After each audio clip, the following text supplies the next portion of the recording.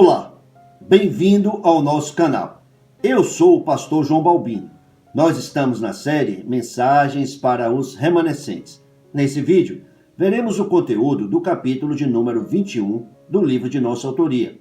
O título do capítulo é O Evangelista que Deus Deseja. Você sabia que existem algumas ações bem simples que você pode realizar para cooperar na proclamação do Evangelho por meio desse canal?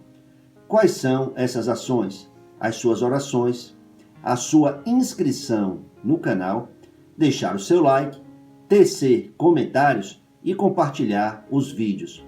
Nós, de todo o coração, agradecemos. Pergunto, qual é o evangelista que Deus deseja? Deus deseja o evangelista que fundamenta a sua vida, fundamenta o seu ensino e fundamenta a sua prática em isso que nós vamos tratar. Vamos para o vídeo da mensagem. O evangelista que Deus deseja. Leamos livro de Atos, capítulo 1, versículos 1, 3 e 8. Em meu livro anterior, Teófilo, escrevi a respeito de tudo o que Jesus começou a fazer e a ensinar, somente Jesus Cristo. Versículo 3. Depois do seu sofrimento, Jesus apresentou-se a eles e deu-lhes muitas provas indiscutíveis de que estava vivo. Apareceu-lhes por um período de 40 dias, falando-lhes acerca do reino de Deus. Somente reino de Deus. Versículo 8. Mas receberão poder quando o Espírito Santo descer sobre vocês, e serão minhas testemunhas em Jerusalém, em toda a Judeia e Samaria, e até os confins da terra. Somente Espírito Santo. No mundo, há muitas pessoas sofrendo por causa do problema espiritual, sofrendo por causa do problema do Gênesis 3. São bilhões de pessoas vivendo sem resposta, envolvidas com falsas religiões, envolvidas com falsos mestres e com falsas doutrinas, presas na idolatria, sofrendo com problemas mentais e sofrendo com problemas físicos. Adão e Eva foram os únicos seres humanos que conheceram e desfrutaram do bem-estar do Éden. Nós, porém, vivemos num mundo que foi invadido pelo pecado e pelo mal. Nós vivemos num mundo decaído. Em Efésios, capítulo 6, versículo 12, a Bíblia refere a esse mundo como mundo de trevas. Em outras palavras, esse mundo não é, nem jamais será, o paraíso que pessoas de mentalidade secularizada imaginam ser. Esse mundo não é, nem jamais será, o local de delícias que alguns filhos de Adão gostariam que fosse. Na verdade, sob a perspectiva da Bíblia, podemos afirmar que esse mundo é um campo de batalha, em que, especialmente por meio da oração e da proclamação do Evangelho, nós devemos tomar a nossa parte no combate pela salvação de pessoas. Levar a resposta que é Cristo para todas as pessoas. A morte do Filho de Deus, na cruz, é um eterno testemunho da gravidade do pecado. A cruz de Cristo confronta cada pessoa que vive nesse planeta com a necessidade de responder à questão: por que Jesus Cristo morreu na cruz? A resposta que se dá a essa questão faz toda a diferença. É só uma questão de tempo e todas as pessoas encontrarão a resposta para esta questão. Lamentavelmente, algumas pessoas só encontrarão a resposta tardiamente. Mas a você, que hoje está acompanhando essa mensagem, é dado o grande privilégio de conhecer e responder com fé, responder com aceitação a verdade que Jesus é o Cristo que morreu por nossos pecados. Todos nós, que já recebemos a resposta que é Cristo, precisamos nos dispor a levar a cura para as pessoas que se encontram vivendo fora do Éden, separadas de Deus e sofrendo no mundo.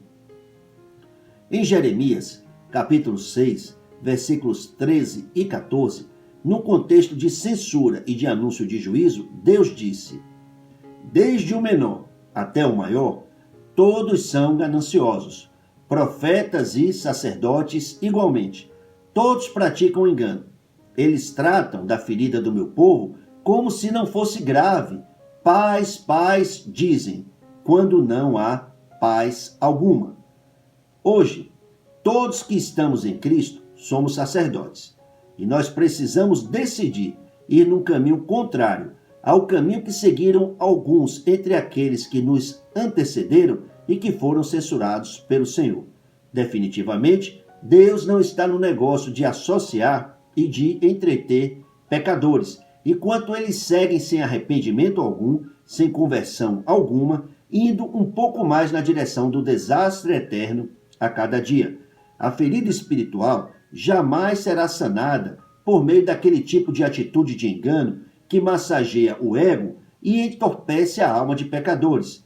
É inútil e denota grande maldade a disposição de assegurar paz para pessoas que não foram reconciliadas com Deus. É inútil assegurar paz para quem não tem a paz de Deus no coração. É inútil se aplicar e se empenhar para domesticar aquilo em que ser humano algum pode ser domesticado, que é a natureza humana caída. Não há resposta nem solução para o problema fundamental do ser humano fora de Jesus Cristo.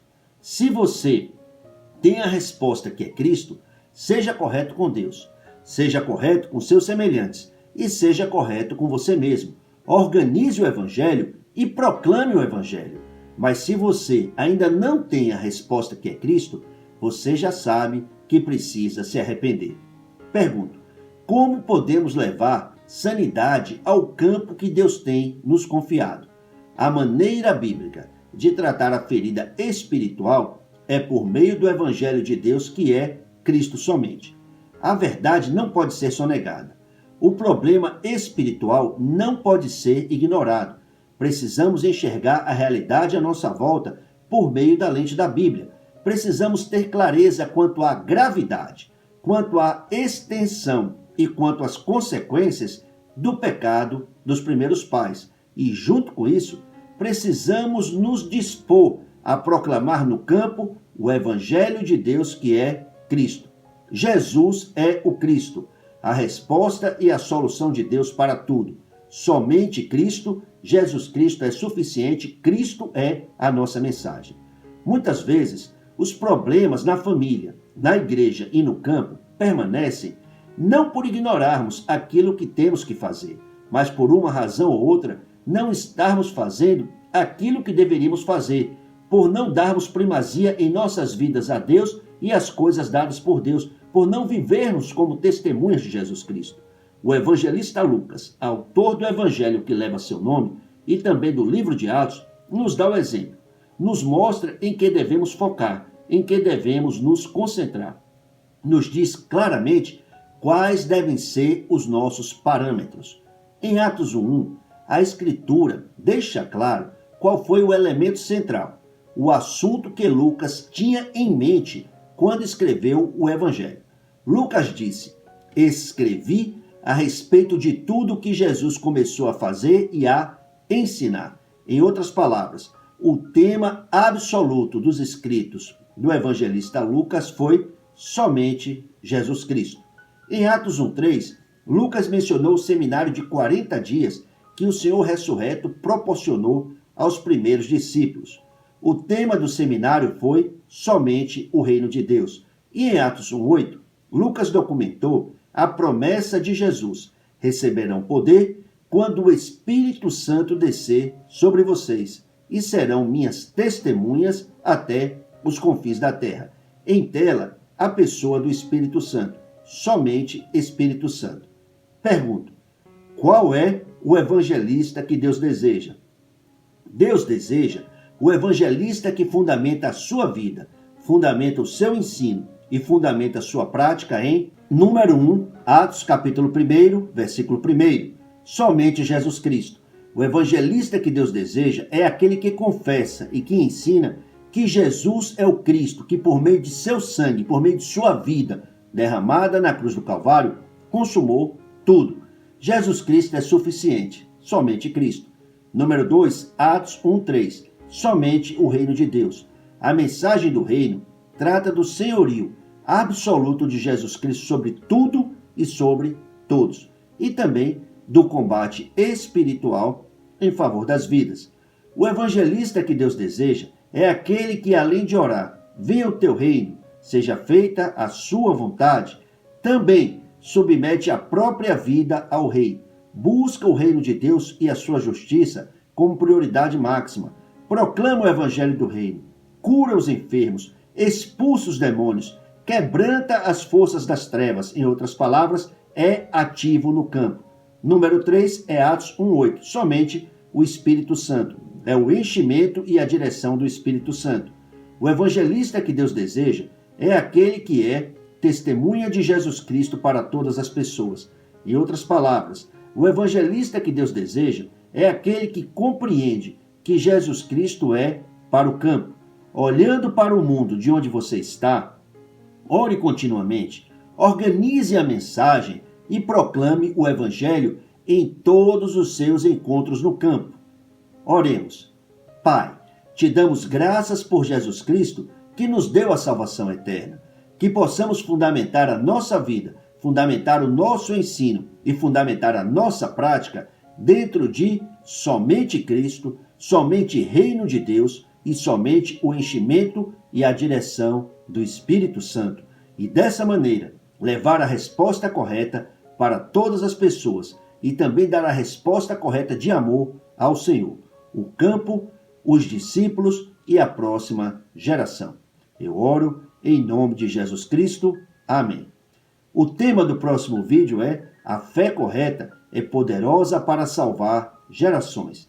Veremos a importância de uma fé sem hipocrisia e também veremos que o plano de Deus visa gerações. Obrigado por assistir. Até o próximo vídeo. Graça abundante.